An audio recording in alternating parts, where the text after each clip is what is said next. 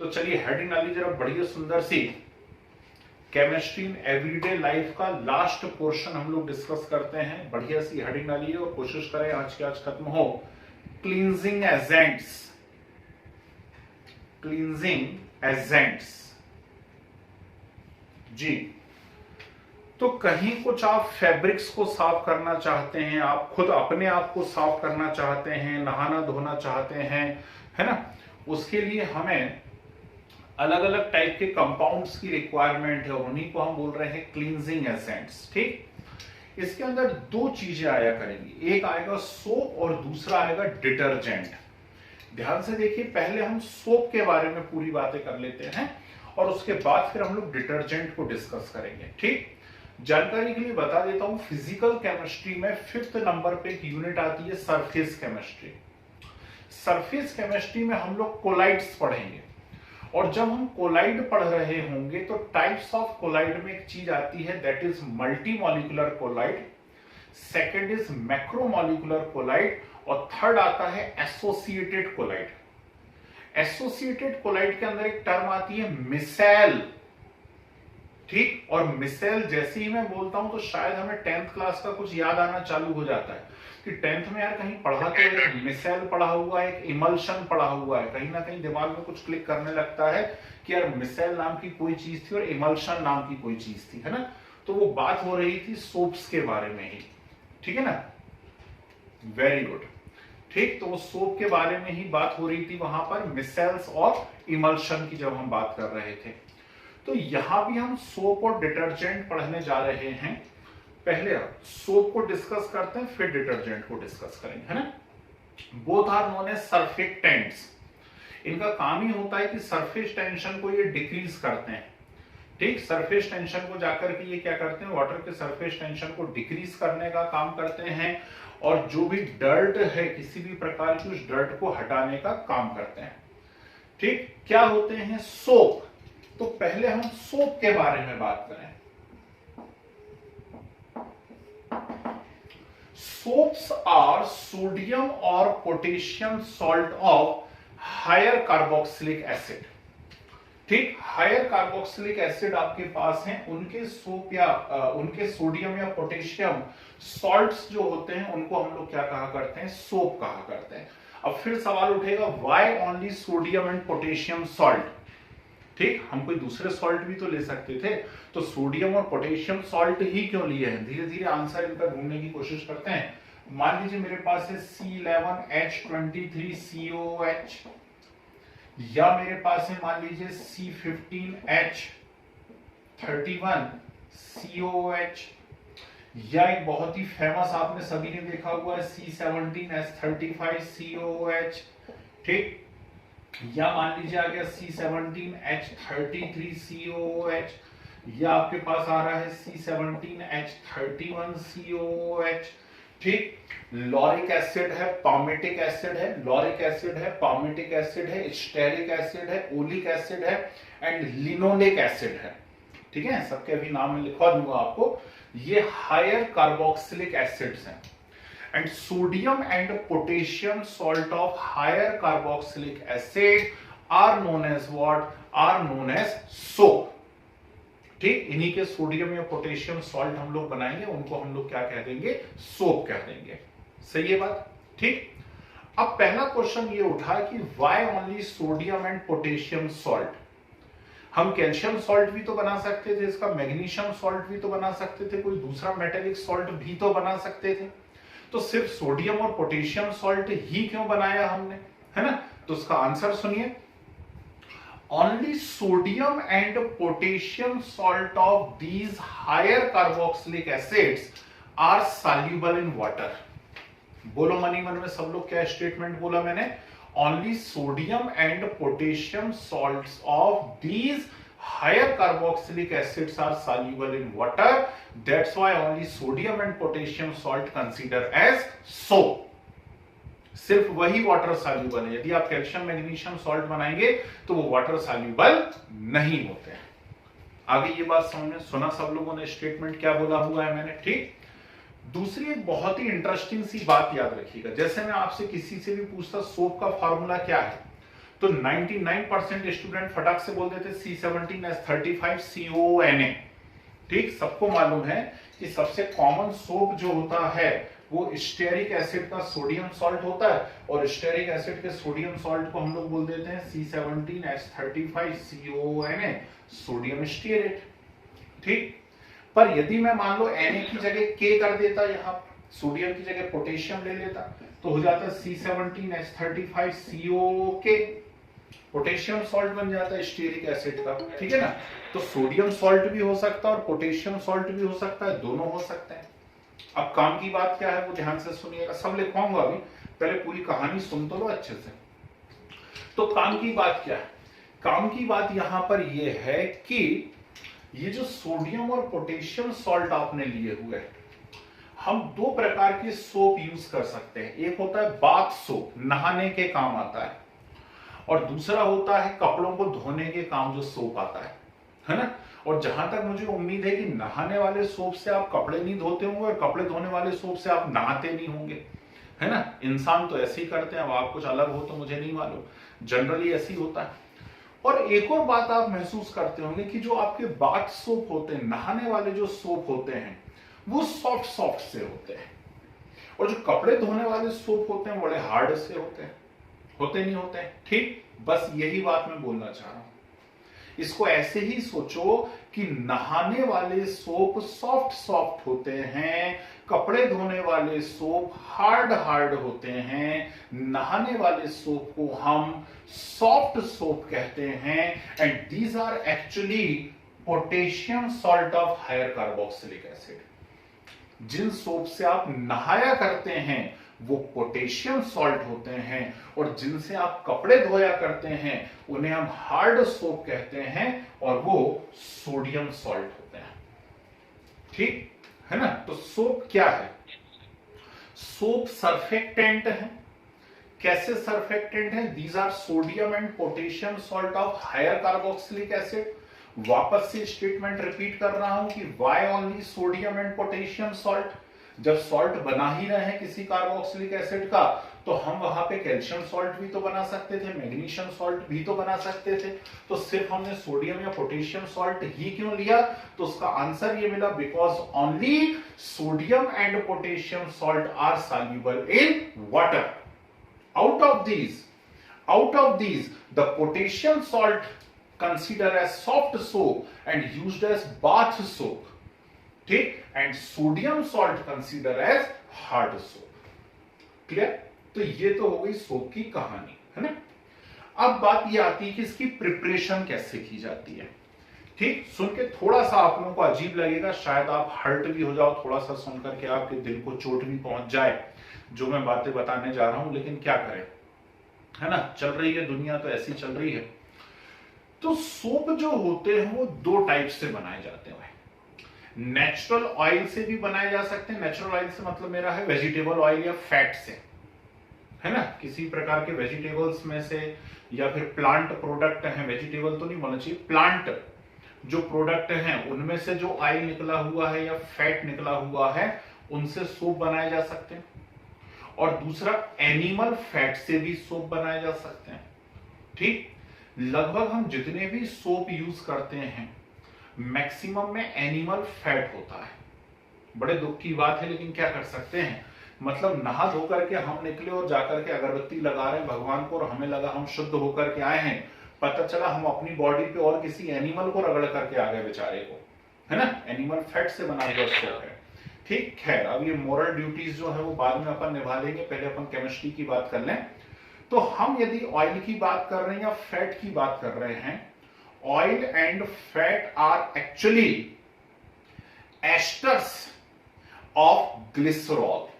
ठीक, ये ट्राइग्लिसराइड्स होते हैं या हायर एस्टर्स होते हैं ग्लिसरॉल के। तो मैं याद करने का तरीका आपको बता रहा हूं कि किसी भी ऑयल या फैट के फॉर्मूले को आप याद कैसे करेंगे।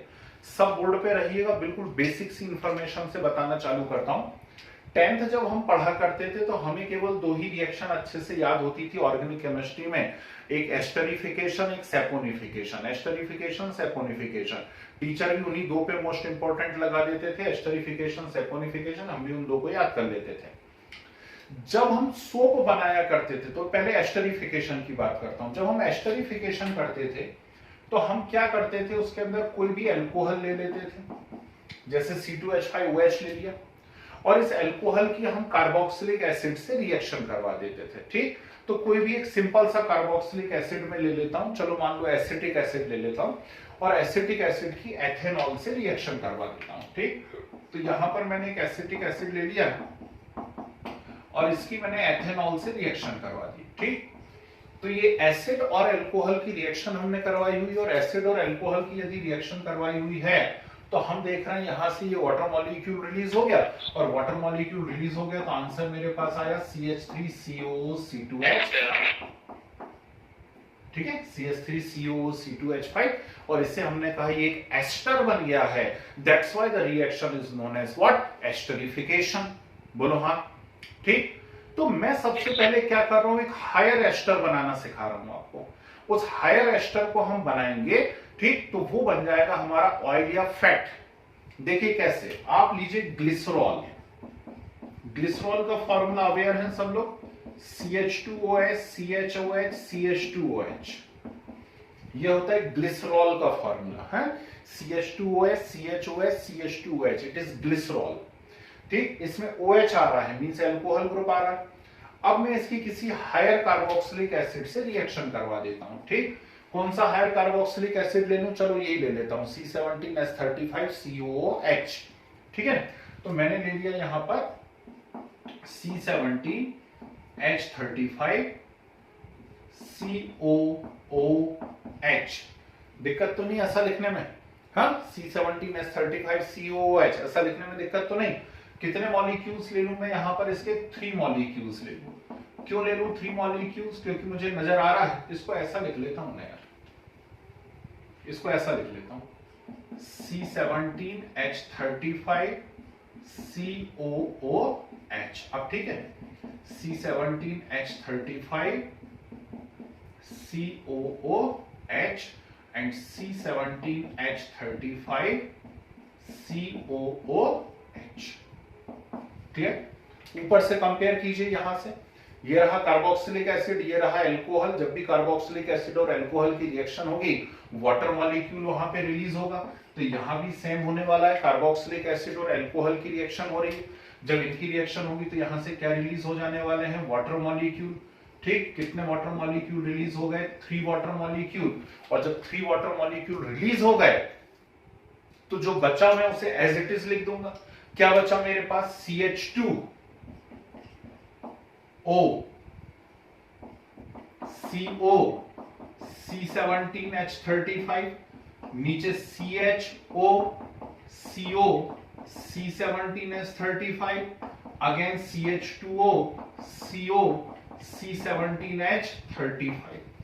यही बचा है, बोलो यस और नो। तो ये जो कंपाउंड बना है, what's that, it is oil और फैट। ये होता है ऑयल या फैट। ठीक है ना, ये मतलब प्लांट से मिला हुआ ऑयल या फैट भी हो सकता है, या एनिमल ऑयल या फैट भी हो सकता है। जरूरी नहीं वहां C17H35 हो, आप अपनी पसंद से कोई सा भी हायर एल्काइल ग्रुप वहां लगा सकते हैं। हायर एल्काइल ग्रुप से मतलब यह है कि कार्बन में मोर देन 10 कार्बन जो है वो मोर देन 10 कार्बन वहां पर होने चाहिए, है ना। ठीक, तो इतनी बात समझ में आई। तो अभी तो बना ही ऑयल या फैट। अब ये तो हमने पेड़ में से निकाल लिया है, मूंगफली का तेल निकाल लिया, सोयाबीन का तेल निकाल लिया, कोई सा भी तेल निकाल लिया। जब आपकी स्कूल खुल जाए तो एक एक्सपेरिमेंट करिएगा स्कूल में जाकर के।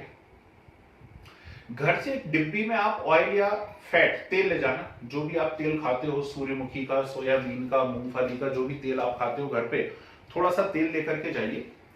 स्कूल में आपको NaOH मिल जाएगा या KOH मिल जाएगा। तो उस ऑयल के अंदर थोड़ा सा NaOH या KOH मिलाइए और जोर जोर से उसको हिलाना चालू करिए। तो जैसे ही आप ऑयल में NaOH या KOH मिला करके हिलाना चालू करेंगे तो थोड़ी ही देर में आप देखेंगे कि वो जो ऑयल है ना, वो धीरे धीरे व्हाइट कलर का थिक हो करके नीचे बैठना चालू हो गया, जस्ट लाइक एज कर्ड। बिल्कुल दही जैसा वो अचानक से नजर आने लगेगा। अच्छा खासा तेल जो था आपका वो दही जैसा दिखना चालू हो जाएगा, कर्ड जैसा, और धीरे धीरे नीचे बैठना चालू हो जाएगा। ठीक, ये क्या हो रहा है, ये एक्चुअली वहां पे हो रहा है सैपोनिफिकेशन। आपने ऑयल के अंदर NaOH या KOH डाल दिया है, उसका एल्कलाइन हाइड्रोलाइसिस करवा दिया है, और एल्कलाइन हाइड्रोलाइसिस ऑफ ऑयल और fat is known as what, saponification. कैसे होता है ये सैपोनिफिकेशन, मैं दिखा रहा हूं बोर्ड पे, सब लोग ध्यान से देखिएगा। वो बन गया है ऑयल या फैट। आपसे ऑयल या फैट की प्रिपरेशन नहीं पूछी जाएगी। मैंने क्यों बता दी जब नहीं पूछी जाएगी, तो इसलिए बता दी कि फार्मूला कई बार हमको याद नहीं हो पाता है, हम भूल जाते हैं। तो कैसे बनता है ऑयल या फैट का फार्मूला, वो तरीका मैंने बताया आपको। ठीक, अब मेरे पास ये ऑयल या फैट है। ठीक, कौन सा ऑयल या फैट है, CH2O CO C17H35 CHO C17H35 again CHO C17H35। ठीक, आप इसका क्या करेंगे, एल्कलाइन हाइड्रोलाइसिस करवाएंगे। Alkaline hydrolysis means reaction with NaOH और KOH। तो मैंने इसकी मान लीजिए NaOH से रिएक्शन करवा दी। जब NaOH से मैं इसकी रिएक्शन करवाऊंगा तो एस्टर ग्रुप हमेशा इस प्रकार से टूटा करता है, यहां से बिल्कुल हल्का सा ऐसा रेड डॉट आप बना लेना। ठीक, और यहां पे ये NaO नेगेटिव और H पॉजिटिव है ना। तो आपके पास क्या आंसर आने वाला है, C17H35 COONA। ठीक, C17H35 COONA। ठीक, कितने मॉलिक्यूल रिलीज हो गए, 3 प्लस बचा क्या है, CH2O CHO CH2O, और यहां पर क्या है रिमेनिंग 3H। मतलब फाइनली अगेन आपके पास बन गया CH2OH CHOH and CH2OH. What's that? Glycerol. It is major co-product of soap industry. Glycerol जो होता है ये सोप इंडस्ट्री का मेजर को प्रोडक्ट होता है। ठीक है ना जी, ले लो कोई सा मिक्सचर भी ले लो, उससे क्या फर्क पड़ने वाला है भाई। नेचुरल जो आप ले रहे हो किसी भी प्रकार का ऑयल है ना, किसी भी प्रकार का ऑयल जो आप ले रहे हो उसके अंदर हम नहीं बना रहे हैं, ये तो हम ले रहे हैं है ना। तो यहां कुछ भी हो सकते ग्रुप, उससे हमें क्या लेना देना है। ठीक, जो सोप हमें मिलेंगे वो आप यदि बनाना चाहते हो तो अलग से बना लो ना। C17H35 COONA, इसमें ऊपर से आप मिला दो C15H35 H31 COONA, वो आप अपनी तरफ से अलग अलग प्रकार की सिंथेसिस कर लीजिए। ठीक, तो ये बना आपके सामने सोप। ठीक, और सोप की इंडस्ट्री जो है उसका मेजर को प्रोडक्ट कौन होता है, ग्लिसरॉल होता है। दिस वन, कुछ गुस्सा दिमाग में, इतना जो चीख रहा हूं इतनी देर से, बात समझ में आई सभी लोगों को। ठीक, अब हम क्या करेंगे, यहां पर पहले different type of soap discuss करेंगे। जैसे अभी मैंने बताया हार्ड सोप, सॉफ्ट सोप, ठीक है ना। उसके बाद मान लीजिए आपके मेडिकेटेड सोप। तो मेडिकेटेड सोप में अपने यहाँ पे जो MP में, बाहर तो मुझे नहीं मालूम, एक बहुत ही फेमस जो वैरायटी होती है वो होता है मेडिमिक्स है ना। तो उसके अंदर क्या करा हुआ, डेटॉल सोप है ना। तो डेटॉल सोप, डेटॉल डाल दिया है, मेडिमिक्स के अंदर कोई दूसरे केमिकल्स वगैरह डाल दिए हैं, बाइथायोनल, क्या डाल दिया, बाइथायोनल। ठीक, तो बाइथायोनल क्या करेगा, बॉडी ऑर्डर को दूर करने का काम करेगा। ये पढ़ चुके हैं हम लोग पहले भी। एक बहुत ही फेमस ब्रांड होता है, मैं अक्सर टीवी पे उसका ऐड देखता रहता हूं, हालांकि मुझे तो कभी पसंद नहीं आया, वो पियर्स होता भी नहीं है हम लोगों के लिए तो, लेकिन कभी कभी बाथरूम में मिल जाता है तो उसी को रगड़ देते हैं है ना, लेकिन बड़ा गंदा सा लगता है, मुझे तो पसंद नहीं आता है पियर्स। अब उसकी क्या कैरेक्टरिस्टिक है मुझे नहीं मालूम, मुझे तो बस एक ही कैरेक्टरिस्टिक बताई जाती है, ट्रांसपेरेंट सोप। कैसे बन गया ट्रांसपेरेंट सोप, कुछ नहीं, आप तो लक्स को भी ट्रांसपेरेंट बना सकते हो, दूसरा कोई आपके यहाँ सोप रखा हुआ हो ना उसको भी आप ट्रांसपेरेंट बना सकते हो। कुछ नहीं करना है, सोप को उठा करके आप एथेनॉल के अंदर डाल दीजिए, सोप को उठा करके काय में डाल दीजिए, एथेनॉल के अंदर डाल दीजिए। ठीक, अच्छे से मिला लीजिए उसको, घोल लीजिए उसमें एथेनॉल के अंदर उसको, और जो एक्सेस सॉल्वेंट बचा उसको हीट करके उड़ा दीजिए, वेपोराइज कर दीजिए। तो अब जो आपके पास मटेरियल बचेगा वो ट्रांसपेरेंट मटेरियल बचेगा, दैट इज ट्रांसपेरेंट सोप। तो कोई बहुत बड़ी कलाकारी नहीं है कि वो आप बना रहे हैं वहां पर क्लियर से सोप तो वो ट्रांसपेरेंट बन गया। तो हम पहले यहाँ पे ये पढ़ लेंगे सोप्स की वैरायटी अलग अलग। इसके बाद हम क्या पढ़ेंगे, ये सब क्वेश्चन हैं आपके छोटे छोटे, ध्यान रखना। इसके बाद हम लोग क्या पढ़ेंगे, हम पढ़ेंगे advantages and disadvantages of soap. ठीक, तो डिसएडवांटेजेस में सभी को याद है, मुझे उम्मीद है सभी ने 10th पास करके यहां तक पहुंचे हो और सभी को अच्छे से याद होगा कि दो सबसे बड़े ड्रॉबैक होते हैं सोप के। First, can not used with hard water, है ध्यान, and second, can not used in acidic medium. ना एसिडिक मीडियम में आप उसे यूज कर सकते हो, ना ही आप उसे हार्ड वाटर के अंदर यूज कर सकते हो। याद आ रहा है? ठीक। अच्छा, यदि ऐसी बात है तो एक मेरे यहां किचन में चीज रखी हुई है, उसका नाम है विम, है ना, और विम में लिखा रहता, वो इतना सा देते हैं और उसमें लिखा रहता 100 नींबुओं की शक्ति है, इतना सा, उसमें 100 नींबुओं की शक्ति है। कमाल हो गया ये तो। नींबू है, नींबू, सलमान अंकल आते हैं उसका ऐड करने, बताओ, और नींबू है उसके अंदर, तो नींबू तो एसिड है, और एसिड है तो सोप को तो एसिडिक मीडियम में काम करना ही नहीं चाहिए ना। कुछ गड़बड़ है? चल पढ़ते हैं अभी हम लोग, लिखते हैं इसके बारे में, समझ में आ जाएगा क्या गड़बड़ है। डाली हेडिंग क्लींजिंग एजेंट्स, डाली हेडिंग क्लींजिंग एजेंट्स लिखो। Chemical substances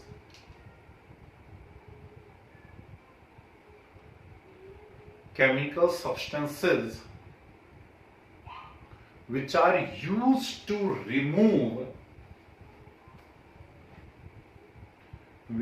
used to remove dirt or dust or grease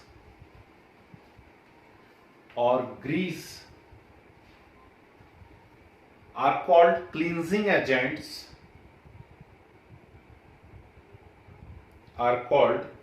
agents, arrow बना के लिखिए नीचे की लाइन से।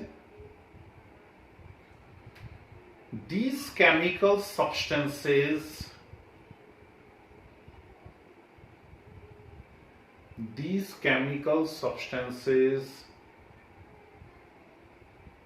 concentrate at the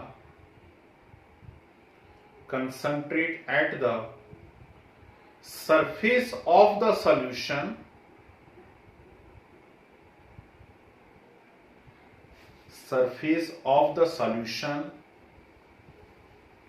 और इंटरफेस, दो लिक्विड यदि इमिसिबल लिक्विड है जहां पर मिलते हैं उस लेयर को कहा जाता है इंटरफेस, है ना, और इंटरफेस और form surface film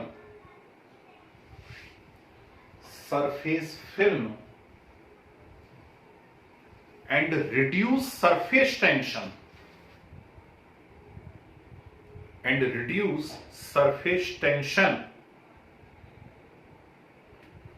that's why also called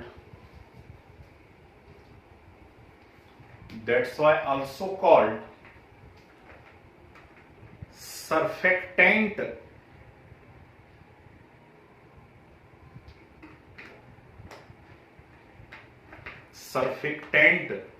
or surface active agents,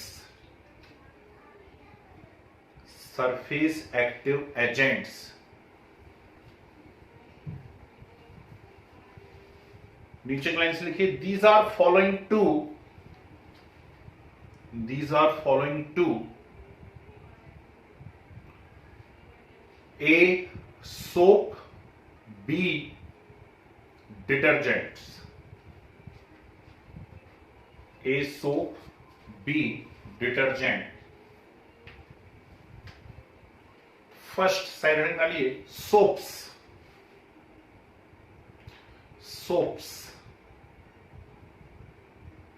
लिखें सोडियम और potassium salt of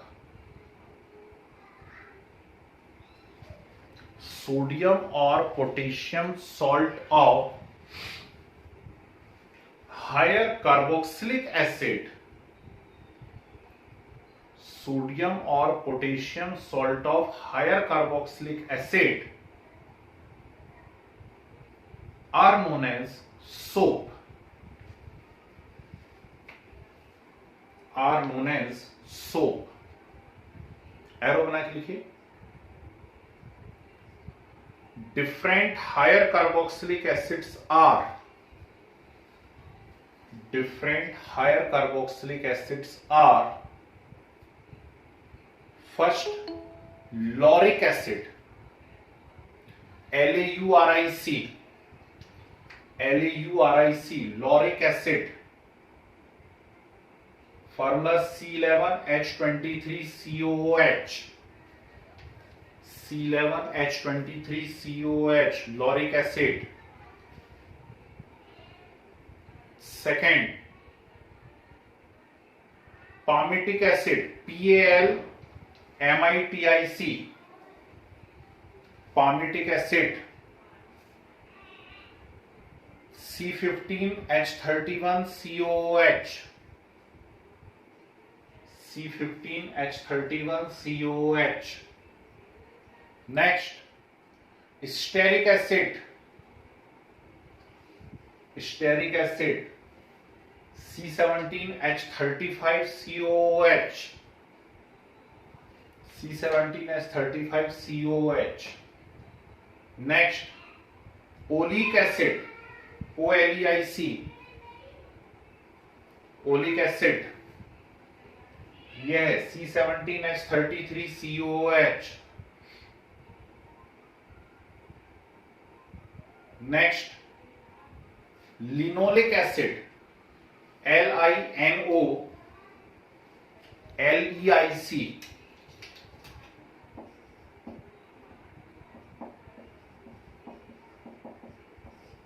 linoleic acid, C17H31COOH।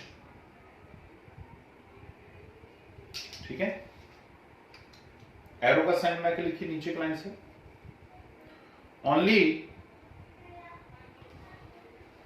only sodium and potassium salts, only sodium and potassium salts of higher carboxylic acid, only sodium and potassium salts of higher carboxylic acids are soluble in water, are soluble in water. That's why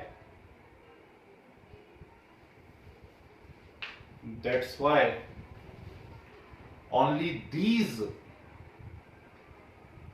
that's why only these used for cleansing purpose,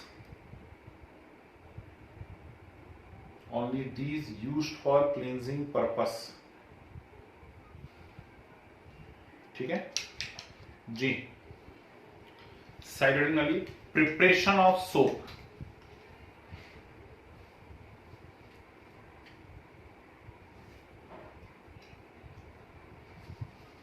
preparation of soap लिखिए। Glycerol या glyceryl, glyceryl esters of, glycerol esters of higher fatty acids, glycerol esters of higher fatty acid are known as, glycerol esters of higher fatty acid are known as oil or fat, are known as oil or fat। ठीक, arrow बना के लिखिए। alkaline hydrolysis of, arrow बना के लिखो, alkaline hydrolysis of oil or fat alkaline hydrolysis of oil or fat by NaOH or KOH, by NaOH or KOH gives soap, and the process is known as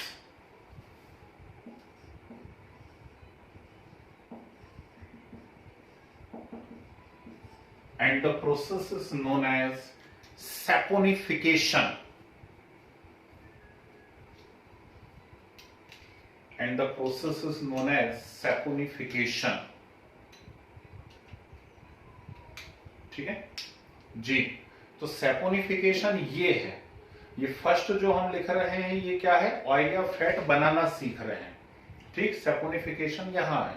तो पहले इस reaction को लिख लीजिए आप, ये क्या है, ग्लिसरॉल है, ये हायर कार्बोक्सिलिक एसिड है। तो ग्लिसरॉल और हायर कार्बोक्सिलिक एसिड की रिएक्शन से क्या बना है, ऑयल और फैट। और इस ऑयल या फैट की NaOH या KOH से रिएक्शन करवाएंगे तो बनेगा सोप। ठीक, और ग्लिसरॉल एज अ को प्रोडक्ट रिलीज होगा। दोनों रिएक्शन नोट कीजिए, लेकिन सैपोनिफिकेशन नीचे वाली है, ये बोल रहा हूं मैं, है ना, जल्दी करना।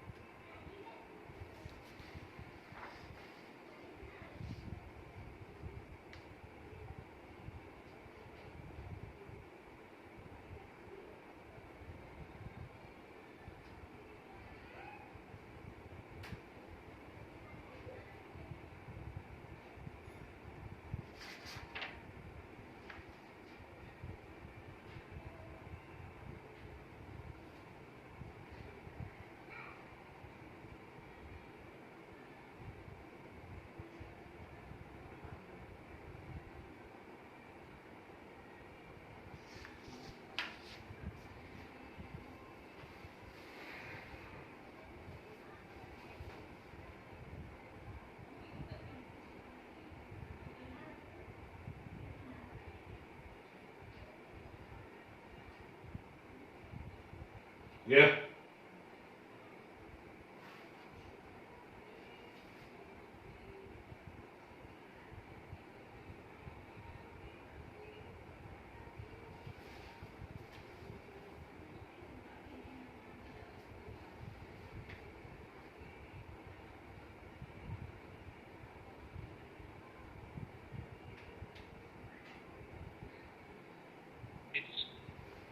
चलिए बढ़े आगे।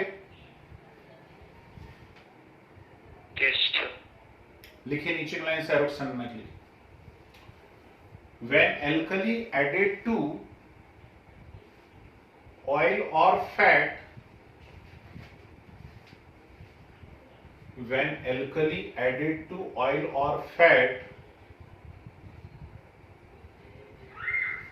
soaps are formed.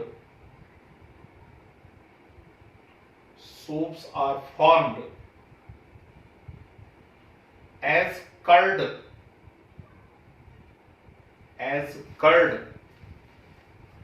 which precipitated by adding NaCl, which precipitated by adding NaCl, and this process is called salting.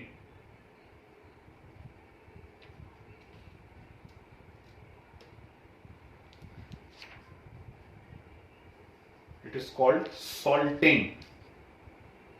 उसी में आगे फुल स्टॉप करके कंटिन्यू कर दीजिए।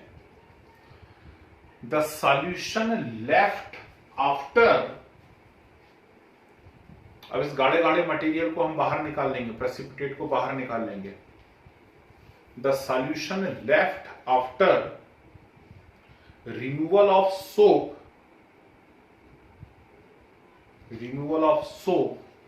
is known as lye, Lye. Removal of soap is known as lye, and it mainly contain glycerol. It mainly contain glycerol. Small bracket में लिखिए major को product of soap industry. ये आपके competitive का question हो गया भाई, लाए क्या है ना जी, मेजर को प्रोडक्ट ऑफ सोप इंडस्ट्री।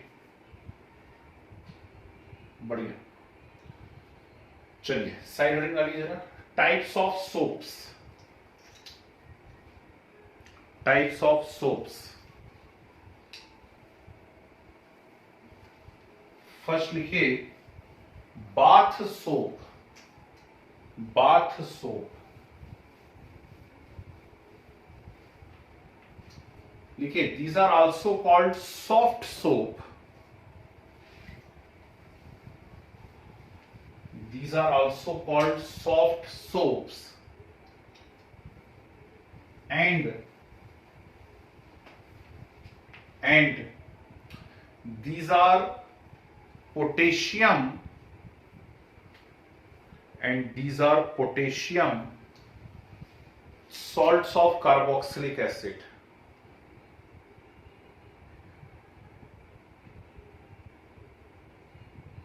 ठीक है, carboxylic acid. Next,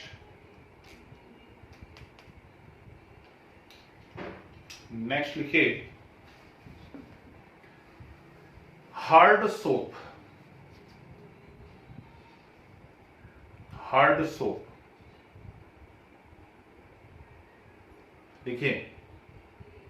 these are potassium, these are potassium, sorry, hard soap, these are sodium salts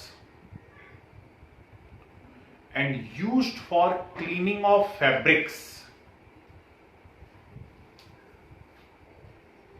and used for cleaning of fabrics। ठीक है, next transparent soap, transparent soap लिखिए। Prepared by dissolving the soap in ethanol, prepared by dissolving the soap in ethanol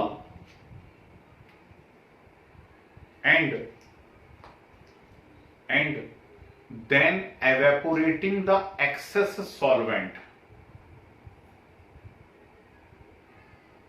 and then evaporating the excess solvent।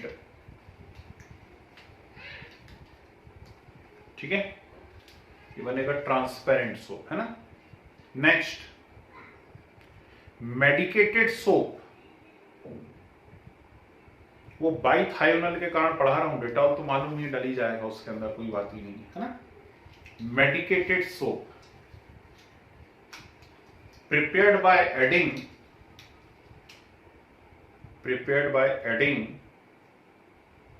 some antiseptic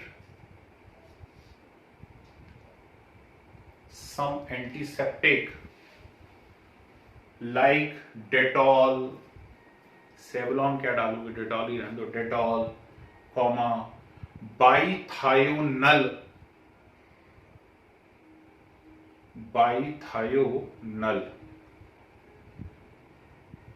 ठीक है, next baby soap, baby soap बोलो क्या होता है baby soap में? Johnson baby होता है, boric acid होता है, उल्टे ही चलना जीवन में हमेशा, है ना। लिखिए बेबी सोप में लिखिए कंटेन या consist boric acid, boric acid. Next important लगा के लिखना, शेविंग सोप, शेविंग सोप आपकी स्किन को सॉफ्ट भी बनाना है और लंबे समय तक सूखने भी नहीं देना है उसको, सोक को। तो उसमें एक स्पेशल टाइप की ग्लू गम गोंद मिलाई जाती है, रोजिन नाम की, है ना। तो इसलिए ये इंपॉर्टेंट है, ये टर्म ध्यान रखना। शेविंग सोप लिखिए, contain glycerol,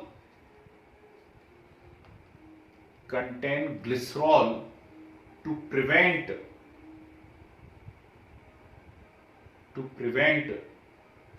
rapid drawing,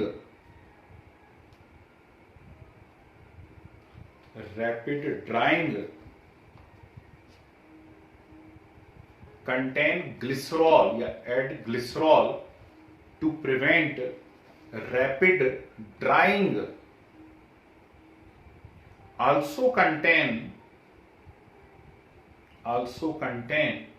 a gum, GUM, English वाला गम, हिंदी वाला नहीं, also contain a gum called rosin, ROSIN, rosin, which makes the leather soft,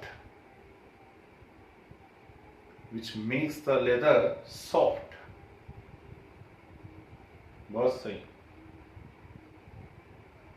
next,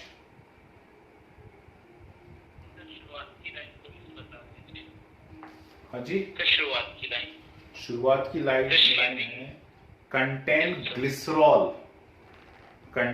glycerol to prevent rapid drying, तेजी से सूखने से बचाने के लिए ग्लिसरॉल डालते हैं और सॉफ्ट करने के लिए स्किन को उसमें एक रोजिन करके गोंद डाल देते हैं।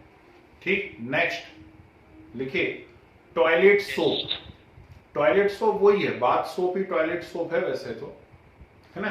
टॉयलेट सोप जी, लिखिए, prepared by using better grade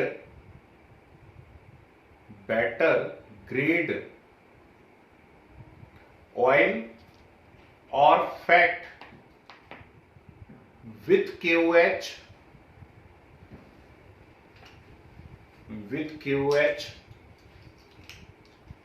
and then So please repeat. better grade oil or fat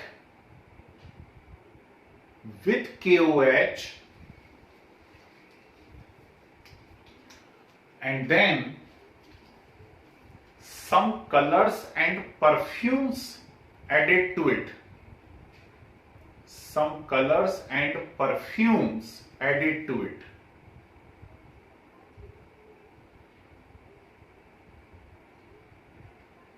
ठीक है, बढ़िया। चलिए साइड हेडिंग डालिए, advantages and disadvantages of soap. Advantages and disadvantages of soap.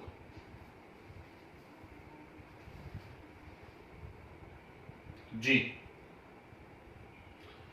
याद रखिएगा, बहुत ही इंटरेस्टिंग सी बात बता रहा हूं। सोप जो होते हैं वो नेचुरल और सिंथेटिक दोनों होते हैं। ठीक, नेचुरली भी सोप मिलते हैं, नेचर से भी हमें सोप मिला करते हैं, है ना, और सिंथेटिक भी होते ही हैं सोप। डिटर्जेंट जो अभी हम लोग पढ़ेंगे 5 मिनट बाद, डिटर्जेंट सारे के सारे सिंथेटिक होते हैं, डिटर्जेंट कभी नेचुरल नहीं होते। दूसरी बात, सरफेस एरिया कम या सरफेस टेंशन को कम कर देते हैं, क्लींजिंग एजेंट होते हैं, बहुत अच्छी बात है। थर्ड, बायोडिग्रेडेबल होते हैं। सोप जो है वो कैसे होते हैं, बायोडिग्रेडेबल होते हैं, तो लंबे समय तक ये वाटर पॉल्यूशन नहीं करते। ऐसा टर्म क्यों बोला मैंने, लंबे समय तक नहीं करते। अब थोड़ी देर के लिए तो पॉल्यूशन करेंगे ही ना यार, आपने उठा करके सीधे साबुन डाल दिया पानी के अंदर ढेर सारा, तो उससे एट पर्टिकुलर टाइम के लिए तो उसने पानी को खराब कर दिया, लेकिन धीरे धीरे बायोडिग्रेडेबल होते हैं तो खत्म हो जाता है उनका इफेक्ट। ये कुछ एडवांटेजेस हो गए, है ना। डिसएडवांटेज में सबसे बड़ी बात क्या है, सबसे बड़ी बात यही है कि हमारे पास कोई सोप है, मान लीजिए यही है C17H35CONA, और जैसे ये हार्ड वाटर के कांटेक्ट में आता है तो हार्ड वाटर में क्या है, हार्ड वाटर में है कैल्शियम एंड मैग्नीशियम सॉल्ट। ठीक, तो हार्ड वाटर में है calcium and magnesium salt. M+2 की जगह आप Ca+2 ले सकते हैं या Mg+2 ले सकते हैं। ठीक, तो कैल्शियम या मैग्नीशियम बाइकार्बोनेट होते हैं उसके अंदर, याद आ रहा है, या कैल्शियम एंड मैग्नीशियम क्लोराइड होते हैं, या calcium and magnesium sorry calcium या मैग्नीशियम सल्फेट होते हैं। ठीक, ये 11th क्लास में हम लोगों ने पढ़ा हुआ है। तो जैसे ही ये सोप से रिएक्ट करते हैं C17H35CO Na से, तो तुरंत यहाँ क्या बन जाता है, C17H35CO होल ट्वाइस M, और Na यहाँ पर क्या हो जाता है, सेपरेट हो जाता है, सॉल्यूशन में चला गया है। ठीक, दूसरा कोई सॉल्ट बना के। ये नीचे तरफ एरो मैंने बनाया हुआ है, ये क्या बन गया, प्रेसिपिटेट। इसको स्कम भी कहते हैं या प्रेसिपिटेट कहते हैं। और इस प्रकार से सोप झाग नहीं बना पाता, और जब झाग नहीं बना पाता तो उसकी क्लीनिंग एक्शन नहीं हो पाती। ये डिसएडवांटेज है। ऐसे यदि एसिडिक मीडियम भी आ जाता है तो भी यही कंडीशन होती है, इसलिए सोप एसिडिक मीडियम में भी वर्क नहीं कर पाते। क्लियर है बात? ठीक, तो लिख लीजिए एडवांटेजेस एंड डिसएडवांटेजेस में। First, soaps are natural as well as synthetic. Soaps are natural as well as synthetic. Second, decrease the surface tension of the solution. Decrease the surface tension of the solution and helps in cleaning.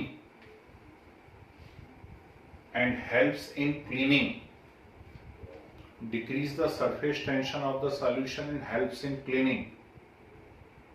Third, biodegradable in nature. Biodegradable in nature. That's why not cause pollution या water pollution.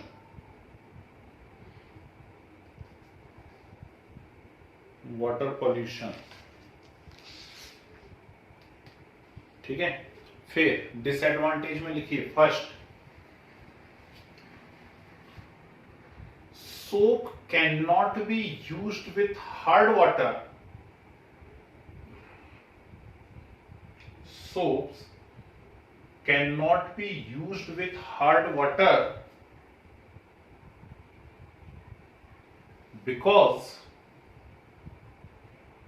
because the calcium and magnesium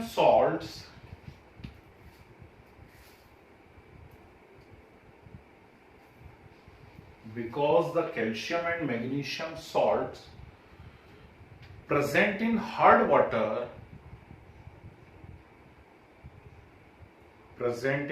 water form precipitate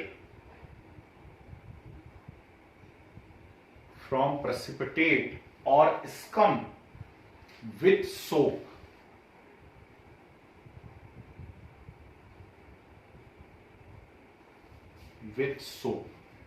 ठीक, ये reaction note कीजिए जल्दी से जरा।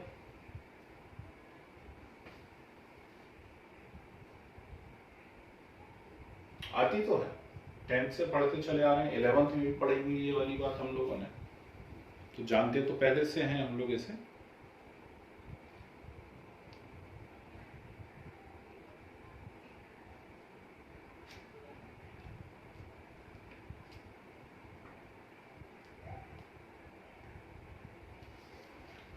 चलिए second लिखिए, second disadvantage लिखिए, बहुत प्यारा है ये भी।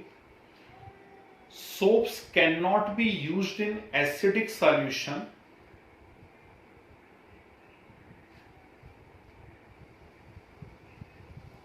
Soaps cannot be used in acidic solution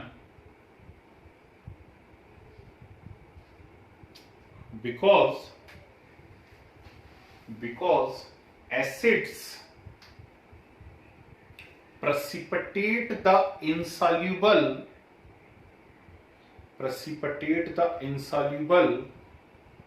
free fatty acids,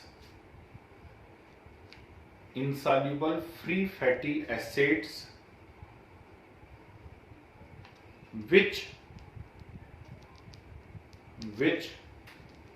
added on fabrics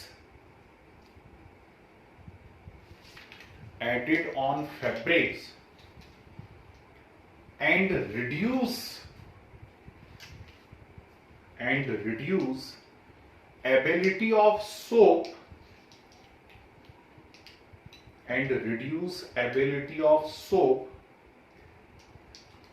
to remove oil or grease,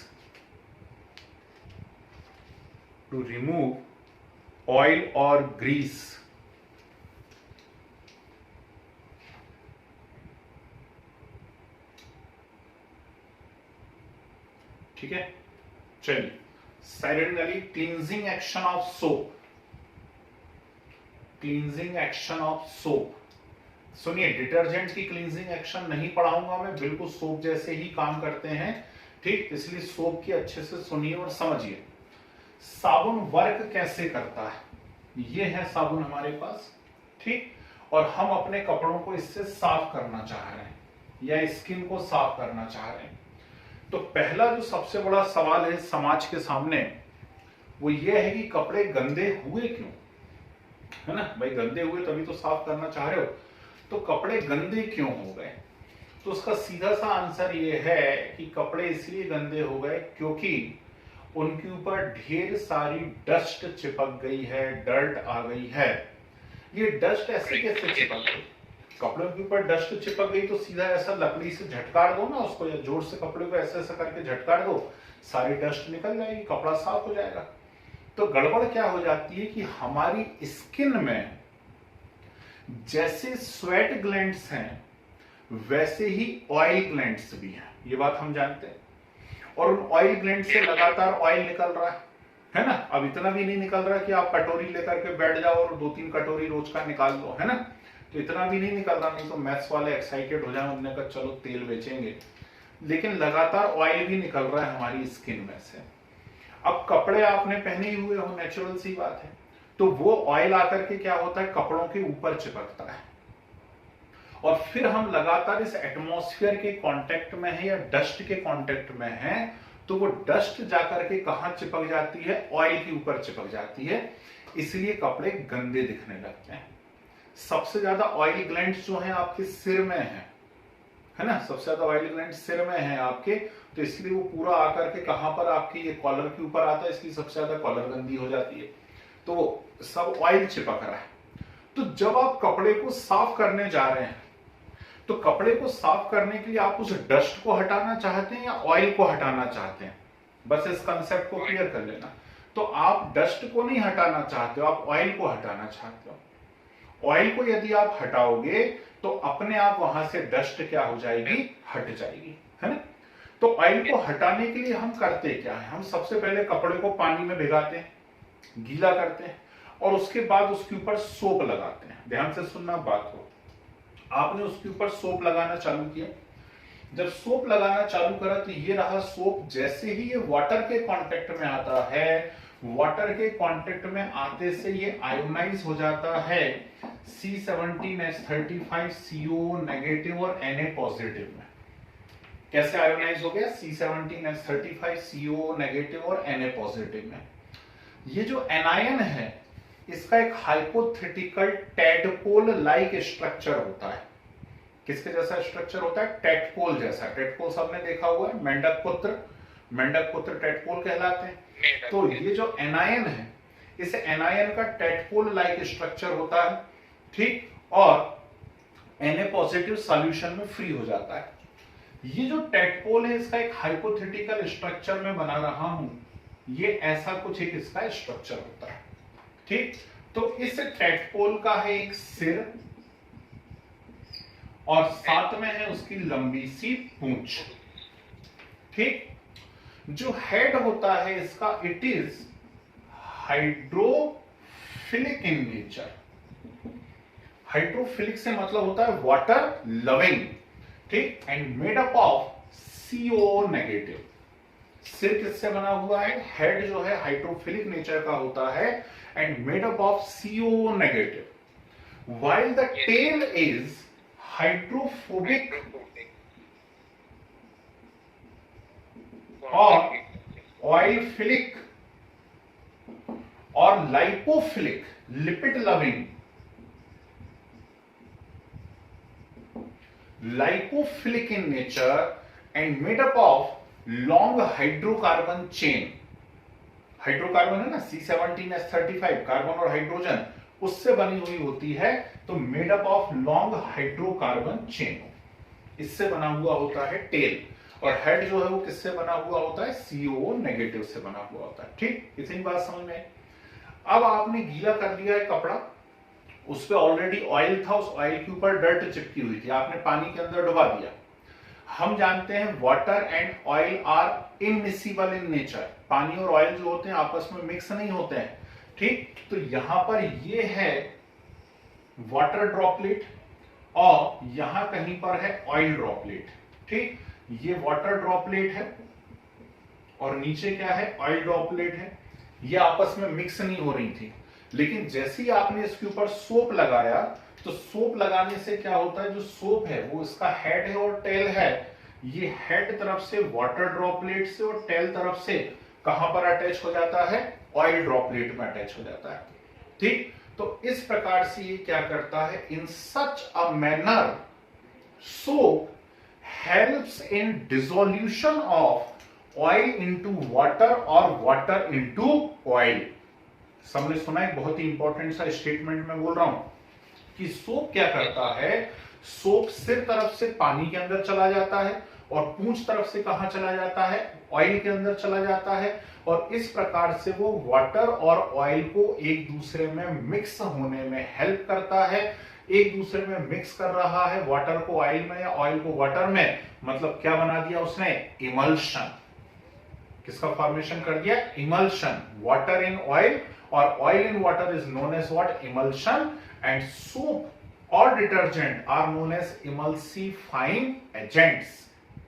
तो सोप या डिटर्जेंट को हम कहते हैं इमल्सिफाइंग एजेंट, और इस प्रकार से काय का फॉर्मेशन होता है? इमल्शन का, ठीक है ना।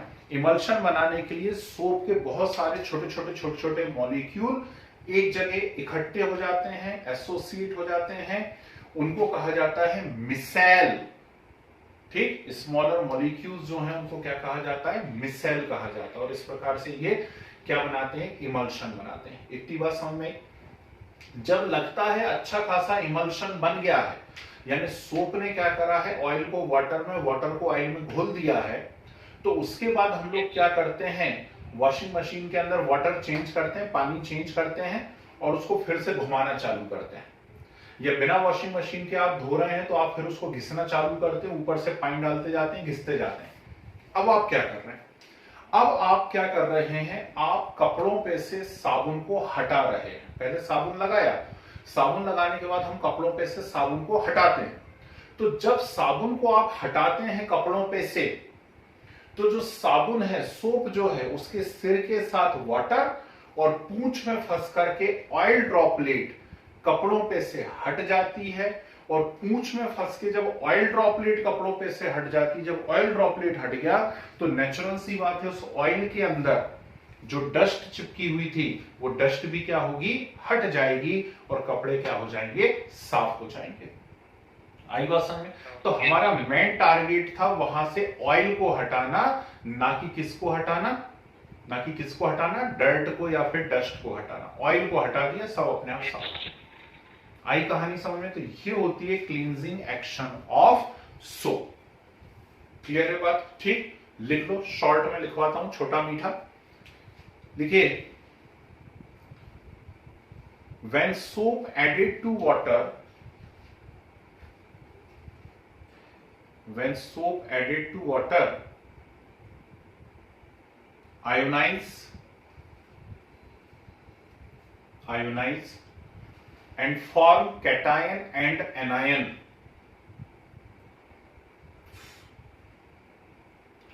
cation and anion आगे लिखिए anion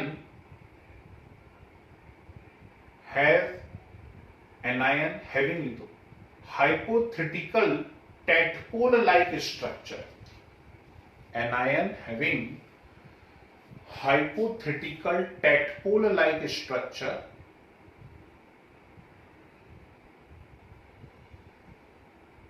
its head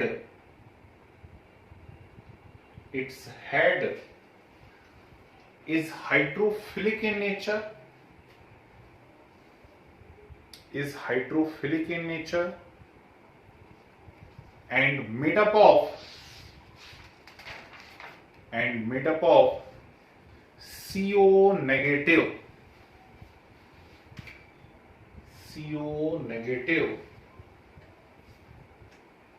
while tail made up of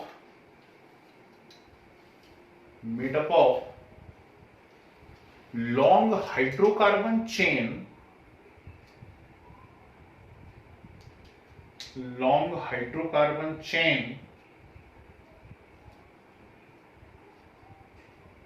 and it is lipophilic in nature.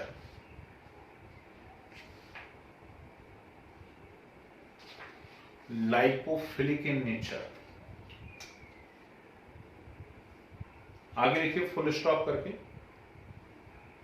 Soap helps in formation of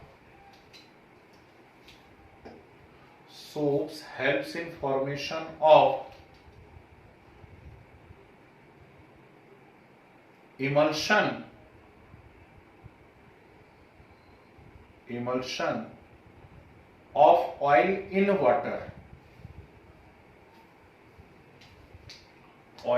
water. That's why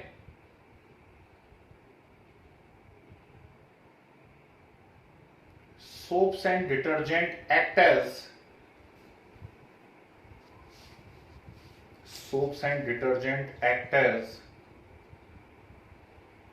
emulsifying agents.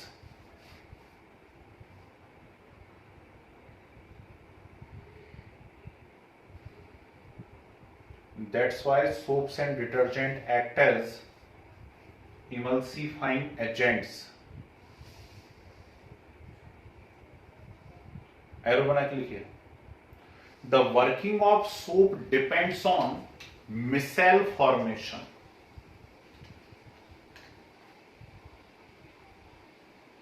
The working of soap depends on micelle formation. ठीक, आगे की कहानी में लिखवा रहे थे अपन mechanical shaking करेंगे पानी डाल करके तो सोप हटेगा, तो है ना, ऑयल भी हट जाएगा, वो सब आपको मालूम। बस मेजर जो कंसेप्ट था वो ये था, ये पूरा नोट कर लीजिए एज इट इज, डायग्राम बना लीजिए क्विक।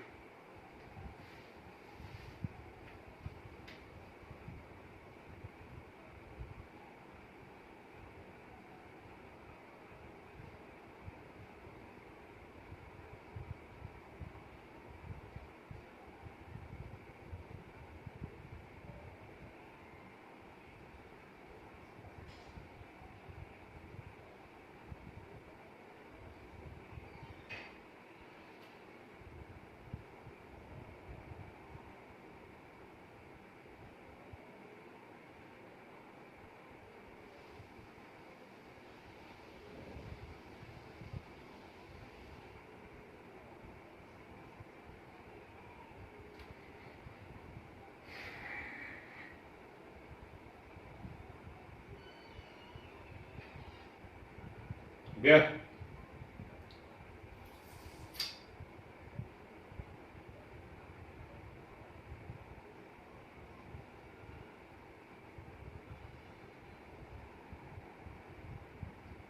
बढ़िया।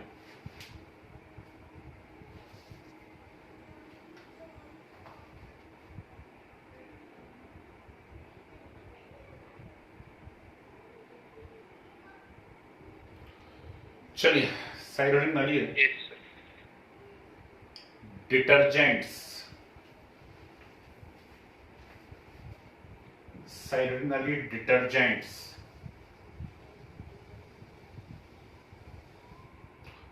सब बोर्ड पे रहिए और ध्यान से सुनिए मेरी बात को, मैं क्या कहना चाह रहा हूं।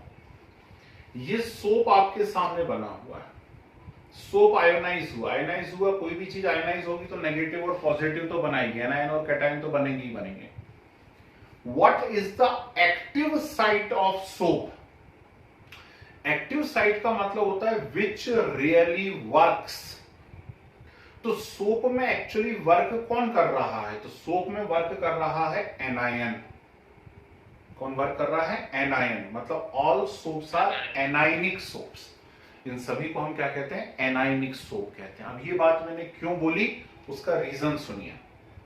हम क्या पढ़ने जा रहे हैं? डिटर्जेंट्स। डिटर्जेंट क्या होते हैं? Detergents are always synthetic surfactants. Surfactant क्यों है? ये 3 बार बात अपनी हो चुकी है ना, सरफेस टेंशन को डिक्रीज कर रहे हैं, ठीक, और सिंथेटिक होते हैं। दूसरी बात, also known as soapless soap. फिर से सुनिए statement, also known as soapless soap. अब इनको सोपलेस सोप क्यों कहते हैं? उसका रीजन क्या है? एक्चुअली इनकी जो वर्किंग है वो सोप जैसी ही है, काम बिल्कुल सोप जैसा करते हैं, but these are not soap. Soap किसको कहते हैं? सोप कहते हैं कार्बोक्सिलिक एसिड के सोडियम या पोटेशियम सॉल्ट को। तो ये किसी भी कंडीशन में कार्बोक्सिलिक एसिड के सॉल्ट नहीं होते हैं, इसलिए सोप नहीं होते हैं, लेकिन इनकी वर्किंग सोप जैसी है, बल्कि सोप से भी बेटर होती है, ज्यादा अच्छे क्लींजिंग एजेंट होते हैं, इसलिए इनको क्या कहा जाता है? सोपलेस सोप कहा जाता है। इतनी बात समझ में आती है? आगे सुनिए। डिटर्जेंट में जो एक्टिव साइट होती है, मतलब जो रियली वर्क करती हैं, जो क्लीनिंग करती हैं, उन एक्टिव साइट के बेसिस पे डिटर्जेंट को 3 कैटेगरी में क्लासिफाई किया जाता है। फर्स्ट इज एनायनिक डिटर्जेंट, मतलब एक्टिव साइट कौन है? Negative. Second is cationic detergent, मतलब एक्टिव साइट कौन है? Positive. And third is non ionic, मतलब ना नेगेटिव ना पॉजिटिव, है ना। यहां बड़े इंपॉर्टेंट क्वेश्चंस बना करते हैं भाई, क्योंकि जब पेपर वो लोग सेट करते हैं ना, तो ये मान के चलते हैं कि यार सोप हम इसलिए नहीं दें क्योंकि सोप तो 10th क्लास का क्वेश्चन है, तो अब आप 12th में, तो 12th में आपको डिटर्जेंट दिया जाना चाहिए, है ना। चलिए मैं बता रहा हूं, बोर्ड पे रहिए सभी लोग। मैं आपको डिटर्जेंट में पहला बताता हूं एनायनिक डिटर्जेंट, फिर बताता हूं कैटायनिक डिटर्जेंट, और जगह बच रही है तो नॉन आयोनिक डिटर्जेंट। सब बता दे रहा हूं एक साथ। देखिए एनायनिक डिटर्जेंट कैसे बनते हैं, बहुत सिंपल सी प्रिपरेशन बता रहा हूं मैं आपको। आप कोई भी बड़ा सा एल्कोहल ले लें, जब भी मैं बड़ा बोलूं ना, बड़ा, है ना, तो बड़े से मतलब होता है कार्बन मोर देन 10, 10 से ज्यादा कार्बन ले लीजिए, बस खत्म टेंशन, है ना। तो कोई भी बड़ा सा एल्कोहल ले लीजिए, जैसे C11H23 CH2OH, ठीक। अभी हम लोगों ने एक लॉरिक एसिड लिखा है, पहले नंबर पे देखो लॉरिक एसिड लिखा हम लोगों ने सोप के समय, तो ये लॉरिल एल्कोहल बन गया, है ना। इसकी रिएक्शन करवाइए कंसंट्रेटेड सल्फ्यूरिक एसिड से। 11th क्लास सल्फोनेशन हम लोगों ने पढ़ा हुआ है, तो कंसंट्रेटेड सल्फ्यूरिक एसिड कैसे टूटता है? OH negative and SO3H positive. जिन भी बच्चों ने इलेक्ट्रोफिलिक रिंग सब्स्टिट्यूशन रिएक्शन पढ़ी है, nitration, sulphonation, halogenation, Friedel Craft alkylation, Friedel Craft acylation, उन्हें तो और अच्छे से क्लिक करना चाहिए। जिन्होंने नहीं पढ़ा हुआ है वो सुन लीजिए। कंसंट्रेटेड सल्फ्यूरिक एसिड कैसे टूटता है? OH negative and SO3H positive टूटा। अब क्या होने वाला है इसके अंदर? तो इसके अंदर ये जो है वाटर मॉलिक्यूल यहां से रिलीज हो जाएगा, ठीक। जो बचा उसको लिख दीजिए एज इट इज, तो C11H25 CH2O SO3H। Any doubt? ठीक। SO3H को हम क्या बोलते हैं? SO3H को हम बोलते हैं सल्फोनिक एसिड, ठीक है ना, सल्फोनिक एसिड ग्रुप कहलाता है। तो ये बन गया सल्फोनिक एसिड। इसको न्यूट्रलाइज कर दीजिए। क्या कर दीजिए? इसको न्यूट्रलाइज बाय एडिंग NaOH और KOH। तो मैंने मान लीजिए NaOH डाल दिया, जब NaOH डाल दूंगा तो फिर से H और OH वाटर निकल गया, और Na यहां आकर के जुड़ जाएगा, तो क्या बना C11H25 CH2O SO3Na। यस और नो, बना ये कंपाउंड। तो ये बन गया सोडियम सल्फोनेट, सल्फोनिक एसिड का सोडियम सॉल्ट। बिल्कुल टिपिकल नहीं है, बिल्कुल टिपिकल नहीं है, बहुत आसान है। आप कोई सा भी एल्कोहल ले लीजिए, ठीक, बड़ा एल्कोहल लीजिए, बड़ा एल्कोहल मतलब कार्बन मोर देन 10 होने चाहिए, ठीक है ना। अब वो बड़ा एल्कोहल जो है उसकी कंसंट्रेटेड सल्फ्यूरिक एसिड से रिएक्शन करवाइए, concentrated sulphuric acid OH negative और SO3H में तोड़िए उसको, SO3H जाकर के ऐड हो जाएगा।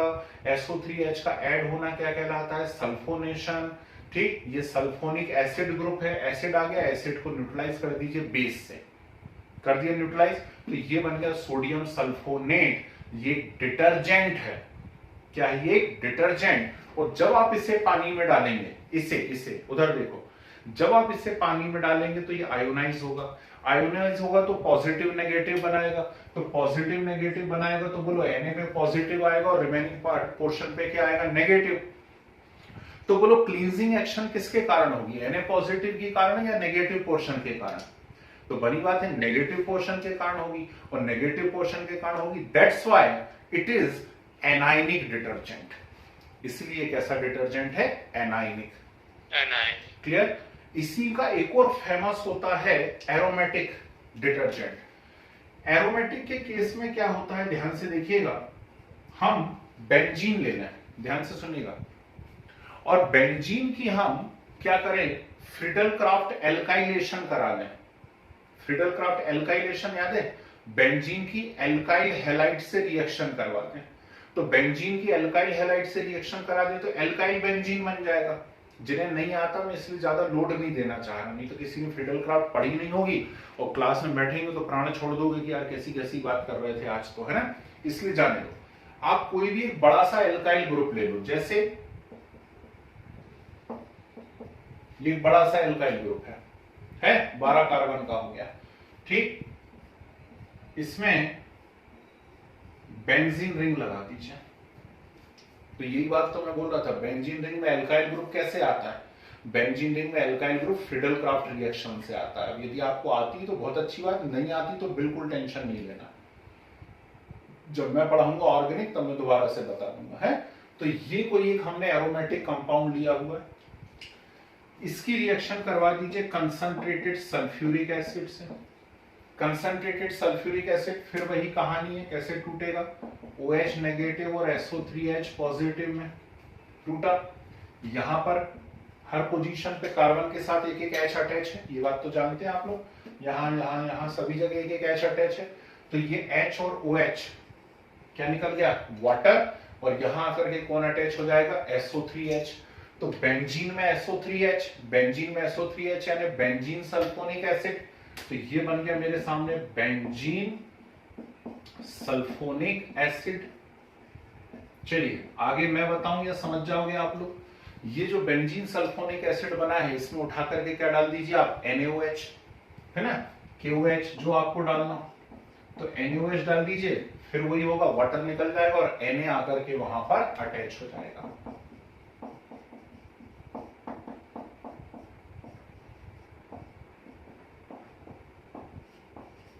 इस प्रकार से क्लियर है बात, ठीक।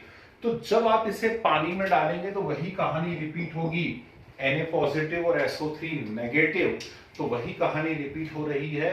मतलब जो एक्टिव साइट है उस पर नेगेटिव चार्ज है, और नेगेटिव चार्ज है, that's why it is known as anionic detergent. समझ गए। सुन के आपको आश्चर्य होगा, लेकिन मुझे सुनाना तो पड़ेगा, कि जो आप टूथपेस्ट करते हो ना सुबह सुबह, उस टूथपेस्ट के अंदर ये डिटर्जेंट होता है। कैसी मजेदार सी बात है, मतलब डिटर्जेंट से टूथपेस्ट कर रहे, तो अब जोश में मत आ जाना, नहीं तो जाओ अभी बाथरूम और सर्फ एक्सेल रखा हुआ हो, पता चला या एरिया, हाँ जी, सोडियम लॉरियल सल्फेट, हाँ ठीक हो सकता है, सोडियम लॉरेल सल्फेट होता है उसके अंदर, लिखा है क्या डिटर्जेंट। है ना, तो उसमें कंपोजिशन में हो सकता है लिखा भी हो वहां कहीं कहीं, तो ये होता है टूथपेस्ट के अंदर। कैसी इंटरेस्टिंग सी बात है। ठीक, चलिए, तो एनायनिक डिटर्जेंट सबको समझ में आया। सेकंड सुनते हैं हम कैटायनिक डिटर्जेंट, है ना, काफी सारा स्पेस बचा हुआ है, मैं कैटायनिक डिटर्जेंट भी बताता हूँ। कैटायनिक डिटर्जेंट तो बहुत ही सिंपल है। आप मुझे ये बताइए what is the formula of ammonium chloride, जल्दी से बताओ। NH4Cl। चलो, NH4Cl, है ना, बचपन से पढ़ते चले आ रहे हैं, 9th या 10th क्लास से हम NH4Cl 9th क्लास से पढ़ते चले आ रहे हैं। क्यों 9th से क्यों पढ़ रहे हैं? कुछ और कैरेक्टरिस्टिक है क्या NH4Cl का? सब्लिमेट, ठीक, सब्लिमेशन हो जाता है NH4Cl का। अब कुछ नहीं करो, आप पहले NH4Cl का स्ट्रक्चर बनाओ। मैं अभी ऐसी बना दे रहा हूं, मैं कोई टेट्राहाइड्रल स्ट्रक्चर नहीं बना रहा इसका, है नहीं तो कहो sp3 हाइब्रिडाइजेशन है तो टेट्राहाइड्रल बनाओ, मैं तो ऐसे बना दे रहा हूं। ये बनाया NH4Cl मैंने, अच्छे से देखना ध्यान से, कितना आसान है। ये NH4Cl ऐसा बना लिया आपने, कोई दिक्कत है इसके अंदर? नहीं। अब एक बात बताओ, यदि मैं इसे पानी में डालूंगा तो Cl नेगेटिव फ्री हो जाएगा, ठीक वैसे ही जैसे वहां Na पॉजिटिव फ्री हुआ था, तो Cl नेगेटिव फ्री हो जाएगा। और जब Cl नेगेटिव फ्री हो जाएगा तो जो एक्टिव साइड बचेगी उस पर कौन सा चार्ज होगा? पॉजिटिव, और पॉजिटिव चार्ज होगा यानी कैटायन। आ रही बात समझ में? यानी कहीं ना कहीं ये कैटायनिक डिटर्जेंट बन सकता है। तो क्या ये अभी डिटर्जेंट है? नहीं, अब हम इसको बना रहे हैं। कैसे बनाएंगे? ये तरीका है याद रखने का कि आप तो NH4Cl याद रखिए, और अब NH4Cl में क्या कीजिए, ये जो हाइड्रोजन है ना, इन हाइड्रोजन को आप किन्हीं एल्काइल ग्रुप से रिप्लेस कर दीजिए, कोई से भी अपनी पसंद के बड़े बड़े एल्काइल ग्रुप लगा दो। जैसे मैंने एक ये लगा दिया, मान लो एक ये लगा देता हूं, बाकी जगह CH3 लगा देता हूं, ठीक, पॉजिटिव और Cl नेगेटिव। क्लियर है बात? ठीक है ना। तो इस प्रकार से मैंने क्या करा हुआ यहाँ पे सिटिल कर देता हूँ, 15 कर देता हूँ। तो इस प्रकार से क्या किया हुआ यहाँ पर मैंने, जो हाइड्रोजन लगे हुए थे NH4 में, उन हाइड्रोजन को हटा करके एल्काइल ग्रुप लगा दिए। ये CH3CH2 होल 15 सिटिल कहलाता है, CTYL सिटिल। और ट्राइमिथाइल है, ट्राइमिथाइल अमोनियम क्लोराइड। ये ब्रोमाइड भी हो सकता था और कुछ भी हो सकता था, वो कोई बात नहीं है, है ना। अब जब आप इसे पानी में डालोगे तो Cl नेगेटिव हट जाएगा और ये पॉजिटिव पॉजिटिव पार्ट बचेगा। यस और नो? तो ये कैसा डिटर्जेंट बन गया? ये बन गया कैटायनिक डिटर्जेंट, है ना। वो जो आते हैं ना हेयर शैम्पू और कंडीशनर्स, है ना, उनके अंदर ये सब चीजें डाली जाती हैं, ठीक, उनके अंदर ये डाला जाता है। थोड़े से महंगे होते हैं ये, पर अच्छे होते हैं, शायद मुझे तो जरूरत नहीं पड़ती। तो ये हो गए कैटायनिक डिटर्जेंट, है ना। लास्ट आएगा नॉन आयोनिक। थोड़ी सी जगह कम पड़ रही है, काम करते हैं, पहले इतने नोट्स बना लेते हैं, फिर मैं नॉन आयोनिक बता देता हूं और खत्म कर देते हैं इस यूनिट को आज हम लोग, है ना। चलिए फटाफट लिखना जिससे आज की क्लास खत्म हो जाए और ये भी खत्म हो जाए। उफ, लिखो डिटर्जेंट में, all detergents are synthetic, all detergents are synthetic.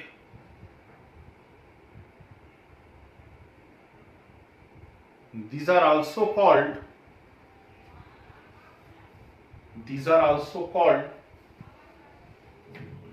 soapless soap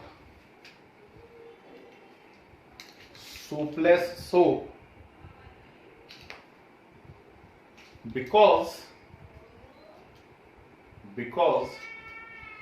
having all properties of soap,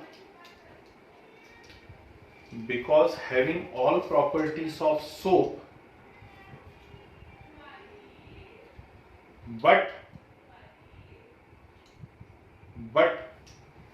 not contain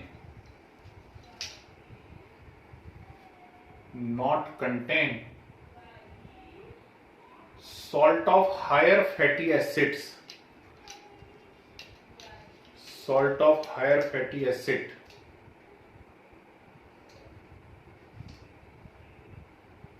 ठीक, एरो का साइन बना के लिखिए, एरो का साइन बना के लिखिए। On the basis of active, on the basis of active और वर्किंग साइट, और working site detergent classified into following three categories.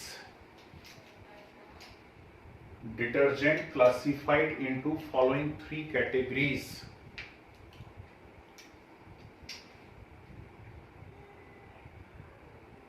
First, silent earlier, anionic detergent. Anionic detergent. लिखिए, anionic part is involved in cleansing action. Anionic part involved in cleansing action.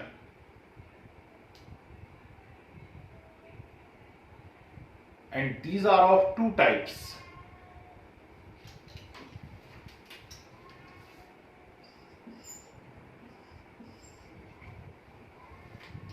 And these are of two types. A point लिखिए, higher alcohol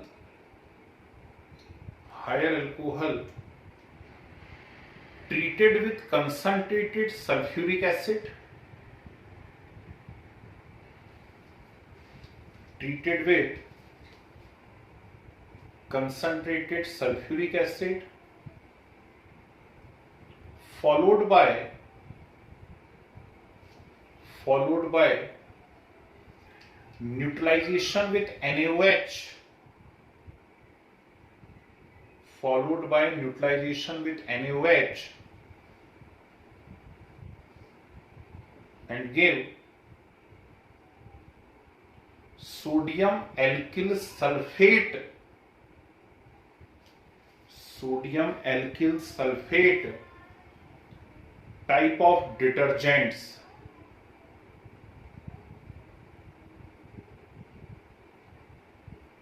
Type of detergents. Example, sodium lauryl sulfate,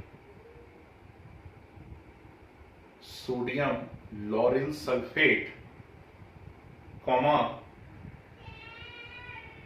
sodium stearyl sulfate, STEARYL, sodium stearyl sulfate. Arrow बना के लिख दीजिए, these are 100% biodegradable, these are 100% biodegradable. ठीक है, 3 line छोड़िए, B point लिखिए, 3 line छोड़ के बी पॉइंट लिखिए, sodium alkyl benzene sulphonate, sodium alkyl benzene sulphonate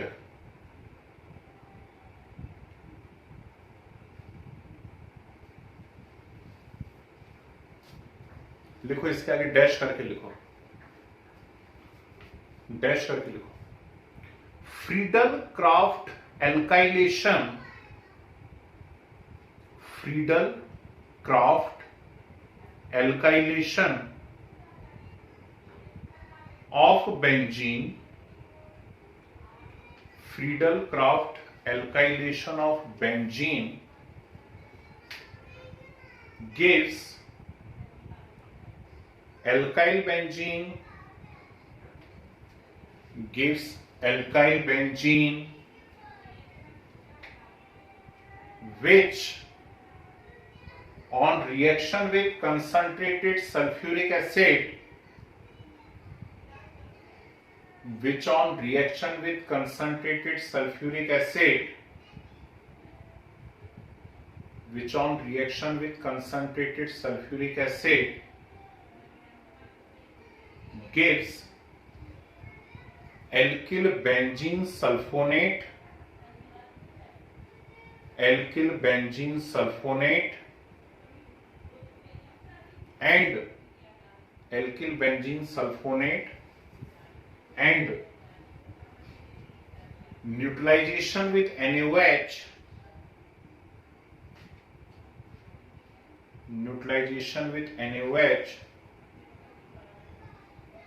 gives it sodium salt, gives it sodium salt. ठीक है, एरो बना करके लिखो। Domestic detergents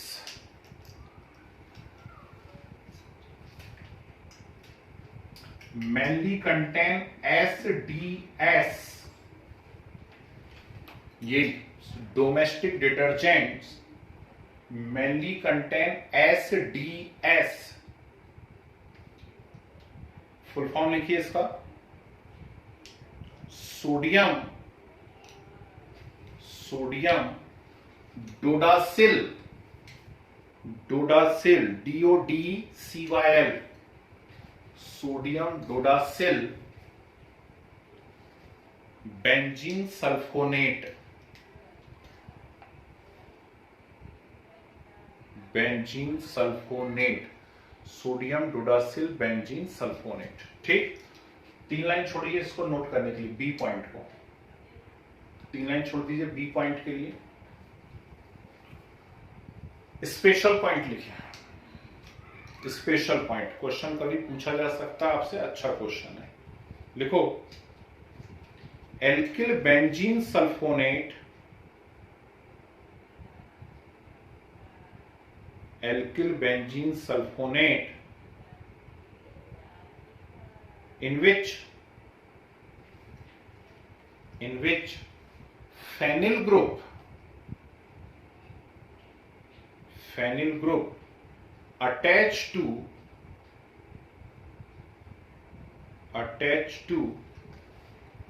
end of long chain, phenyl group attached to end of long chain, जैसे ये सामने दिख रहा है, attach to end of long chain और एनी अदर सेकेंडरी पोजीशन, या तो एंडिंग पे अटैच हो और any other secondary position are biodegradable. ऐसे सारे डिटर्जेंट बायोडिग्रेडेबल होते हैं, are biodegradable and are called soft detergent,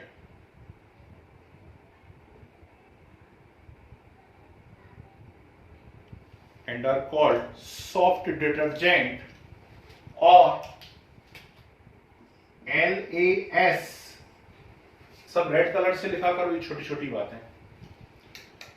और LAS detergent, LAS detergent, small bracket में फुल फॉर्म लिख लीजिए, लीनियर एल्किल बेंजीन सल्फोनेट।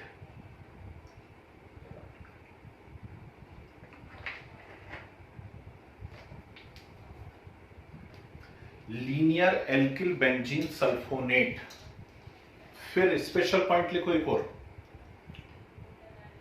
एक और स्पेशल पॉइंट लिखिए, detergent having highly branched chain,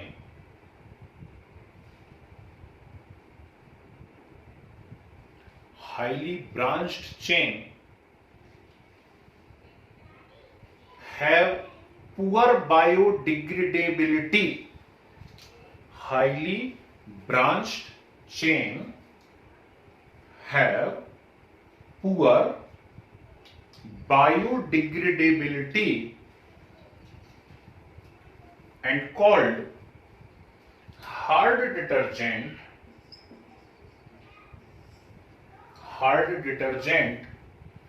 or ABS,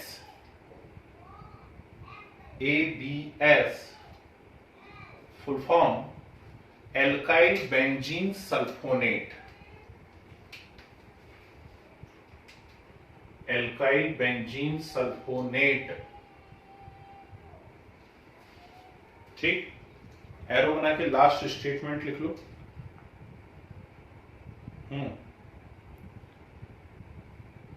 These anionic detergent also used in toothpaste. Anionic detergent also used in toothpaste. ठीक है, चलिए, तो लाइन तो हम पहले ही छोड़ चुके हैं नोट करने के लिए। जल्दी से साइड हेडिंग लगे, कैटाइनिक डिटर्जेंट, छूट ना जाए कहीं यार। Cationic detergent,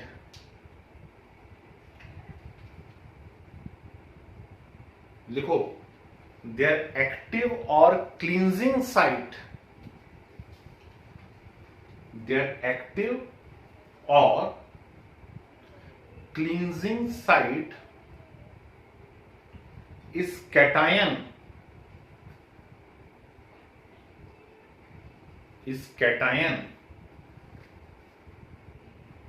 which is just opposite to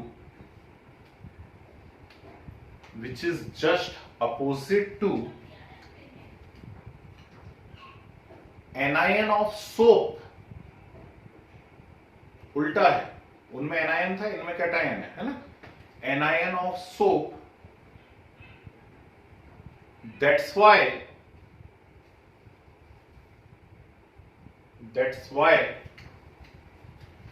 these are also called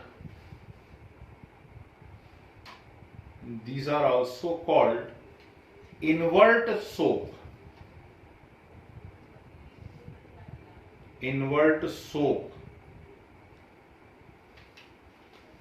ठीक, एरो बना के लिखो। These detergents consist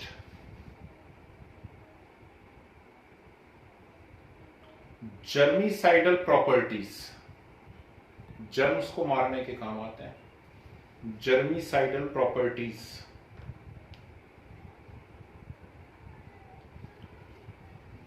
and also used in hair shampoo and hair conditioners, hair shampoo and hair conditioners।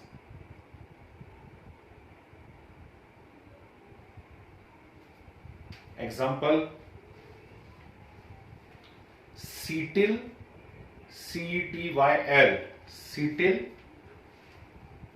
trimethyl ammonium chloride, ammonium chloride. ठीक है, 2-3 line छोड़ दीजिए note करने के लिए। लास्ट हेडिंग आइए, non ionic detergents, non ionic detergents,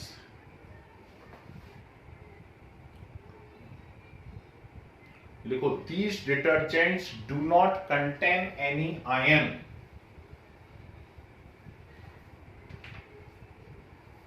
these detergents do not contain any iron। फिर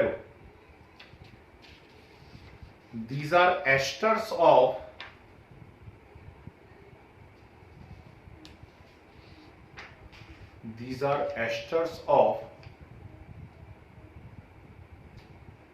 polyethylene glycol,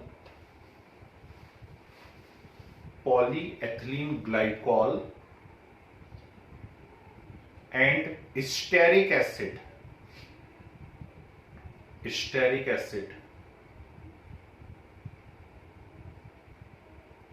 ठीक, एरो बना के लिखो। Hydrogen bonding between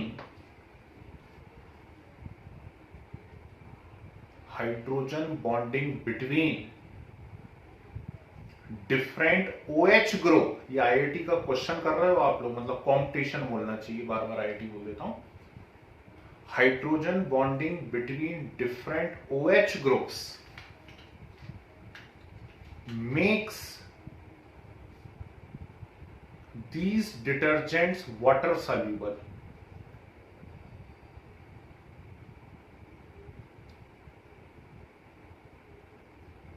These detergents water soluble.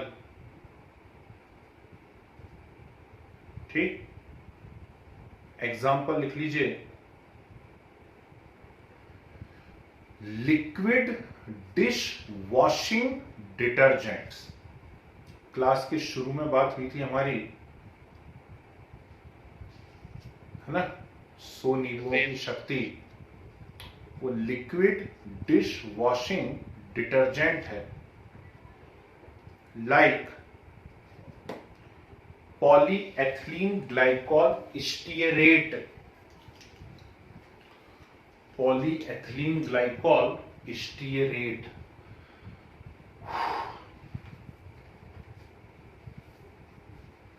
यहां दिखता है क्या? ये दिखता हो तो मैं बता दूं रिएक्शन इसकी भी, तो एक साथ नोट कर ही लेना पूरा। Yes. Anionic, cationic, non ionic, खत्म। डिटर्जेंट ज्यादा अच्छे क्लींजिंग एजेंट है, ठीक है ना, ज्यादा अच्छे क्लींजिंग एजेंट है, हार्ड वाटर में भी यूज कर सकते हैं, एसिडिक मीडियम में भी यूज कर सकते हैं। तो मैं रिएक्शन बता ही दे रहा हूं, थोड़ा सा समझना है, बिल्कुल जरा सा समझना तो पूरा समझ में आ जाएगा। एथिलीन ग्लाइकॉल को तो पहचानते हैं बचपन से सब लोग। क्यों भाई, बचपन से क्यों पहचानते हैं? अरे बचपन से पॉलीएस्टर पढ़ते आ रहे हैं अपन लोग, पॉलीमर यूनिट का। तो ये हो गया एथिलीन ग्लाइकॉल। ठीक, इस एथिलीन ग्लाइकॉल की पहले एथिलीन ऑक्साइड से रिएक्शन करवाइए, जिसे हम इपॉक्साइड भी कहते हैं, इससे। अब कैसे रिएक्शन होगी, इसके बहुत सारे मॉलिक्यूल ले सकते हैं, ध्यान से सुनना बात को, कुछ नहीं करना है।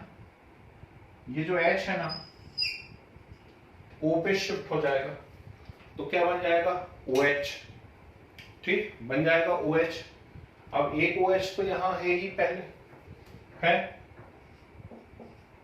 फिर CH2 CH2, ये वाले बहुत सारे CH2 CH2 CH2 ऐड होते चले जाएंगे, CH2 CH2 होल n। ठीक, फिर क्या, नहीं O भी कर दो यार, सॉरी, और फिर CH2 CH2 OH। यदि नहीं बनता है ऐसा तो जाने देना, आप सीधे सिर्फ एथिलीन ग्लाइकॉल ले लेना बस, और एथिलीन ग्लाइकॉल की स्टेरिक एसिड से रिएक्शन करा देना, है ना। ये एक्चुअली पॉलीएथिलीन ग्लाइकॉल मैंने बनाया हुआ है। अब इस पॉलीएथिलीन ग्लाइकॉल की स्टेरिक एसिड से रिएक्शन करवा देते हैं। स्टेरिक एसिड क्या है? C17H35 COOH। तो एल्कोहल और एसिड की रिएक्शन होगी, एस्टर बन गया, खत्म। तो ये जो एस्टर बना है ये क्या कहलाएगा? नॉन आयोनिक, है ना। ये अल्कोहल है, ये एसिड है। आपको ये नहीं बनाना तो मत बनाइए, सीधे एथिलीन ग्लाइकॉल की स्टेरिक एसिड से करा दीजिए। तो ये जो एस्टर बने हैं ये क्या कहलाएंगे? Non ionic detergent. नोट कर लीजिए और कर लीजिए।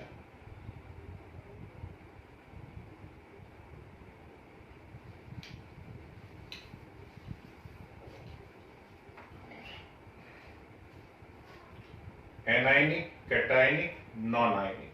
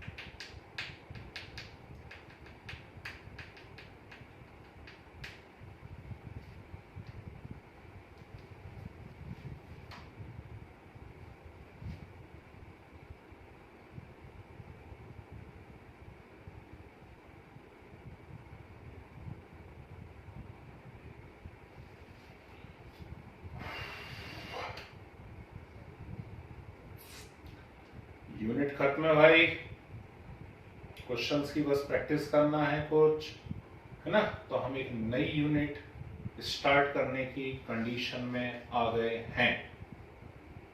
Polymer finish, chemistry in everyday life finish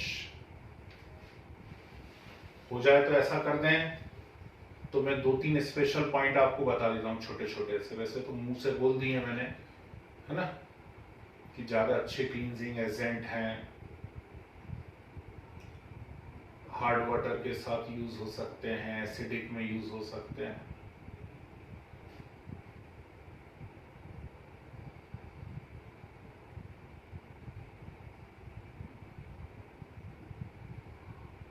बोल दूं?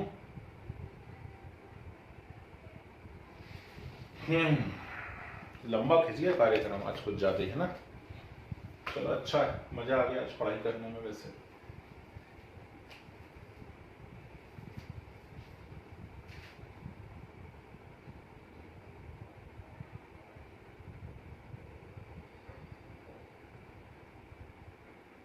हुआ बाकी लोगों का? ये नहीं बने इतना कॉम्प्लिकेटेड आपसे तो आप डायरेक्ट एथिलीन ग्लाइकॉल की स्टेरिक एसिड से रिएक्शन करवा दीजिए। खुश रहो, ज्यादा लोड नहीं लेना जीवन में।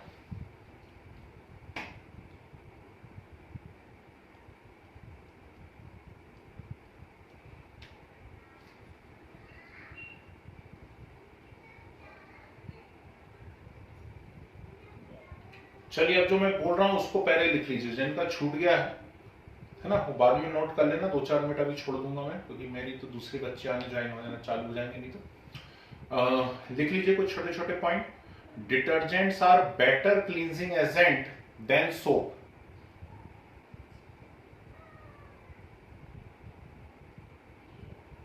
Better cleansing agent than soap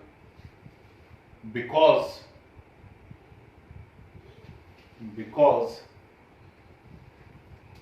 decrease surface tension greater than soap. Decrease surface tension greater than soap, comma, can be used with hard water, can be used with hard water and can be used with acidic medium या in acidic medium also, can be used in acidic medium also. फिर next point लिखिए, detergents having branches, यदि side chain निकली हो, branches निकली हो, side chain और branches are non biodegradable, ये इनका एक डिसएडवांटेज है